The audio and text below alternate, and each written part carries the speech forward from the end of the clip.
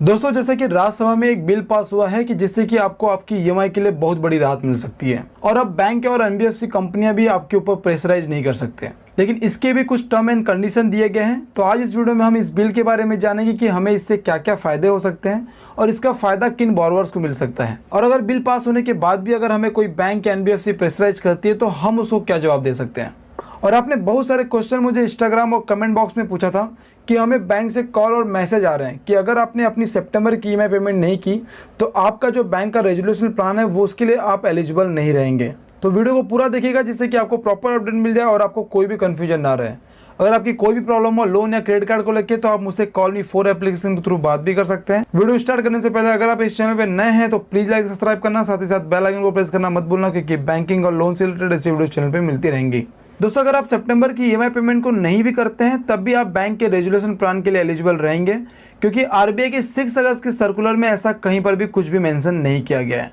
तो जो भी रिकवरी एजेंट कस्टमर को रॉन्ग इन्फॉर्मेशन शेयर कर रहे हैं कि अगर आपने अपनी सितंबर की ईएमआई पेमेंट को नहीं किया तो आप इस प्लान के लिए एलिजिबल नहीं रहेंगे, तो आप ऐसे गलत इन्फॉर्मेशन में मत आएगा, क्योंकि ऐसा कोई भी रूल नहीं बना हुआ है। तो दोस्तों, जैसा कि लॉकडाउन की वजह से बहुत सारी कंपनियों जो इंडिविजुअल बोरोवर थे वो अपनी ईएमआई पेमेंट्स को नहीं कर पा रहे थे, और आज के डेट पे भी यानी कि सितंबर में भी वो अपनी ईएमआई पेमेंट्स को नहीं कर पा रहे हैं। लेकिन जो बैंक और एनबीएफसी कंपनियां हैं वो बहुत ज्यादा ही टॉर्चर कर रही हैं कस्टमर्स को, लीगल के नाम पे डराया धमकाया जा रहा है, जिससे कि हर एक कस्टमर्स परेशान हो रहा है। तो दोस्तों, जैसा कि अगर आप पहले डिफॉल्ट करते थे तो बैंक या एनबीएफसी कंपनी आपके ऊपर लीगल फाइल कर सकती थी, और आपने जो भी चेक बैंक को या एनबीएफसी कंपनी को दिया है वो चेक आपके अकाउंट में प्रेजेंट करके बाउंस कर दिया जाता था और आपके ऊपर 130 या 420 केस फाइल कर दिया जाता था। 420 केस फाइल बहुत कम मामले में होता है, क्योंकि वहां पर बैंक को या एनबीएफसी कंपनी को प्रूफ करना होता है कि बोरोवर ने बैंक का पैसा जानबूझ के रोका है, तभी वो आपके ऊपर 420 का केस फाइल कर सकती है।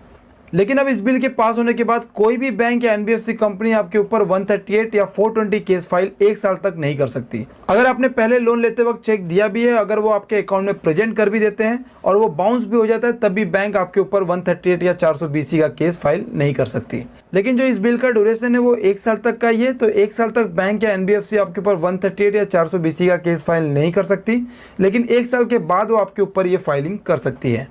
और अगर वहीं क्रेडिट कार्ड की बात करें तो क्रेडिट कार्ड मामलों में बैंक नेक्स्ट सुप्रीम कोर्ट के ऑर्डर तक कोई भी लीगल फाइल नहीं कर सकती। हम आपको एक पेमेंट रिमाइंडर नोटिस जरूर भेज सकते हैं कि आपका जो ओवरड्यू है वो आप इतने टाइम के पीरियड के अंदर जल्दी जल्दी क्लियर करिए। तो अगर आपको कोई भी डरा रहा है लीगल के नाम पे कि अगर आपने पेमेंट्स नहीं किया तो हम आपके जो चेक को प्रेजेंट करके आपके ऊपर लीगल फाइल कर देंगे, तो अब आपको डरने की जरूरत नहीं है, चाहे आपने लोन लेते हुए उस बैंक में कितने भी चेक दिए हों।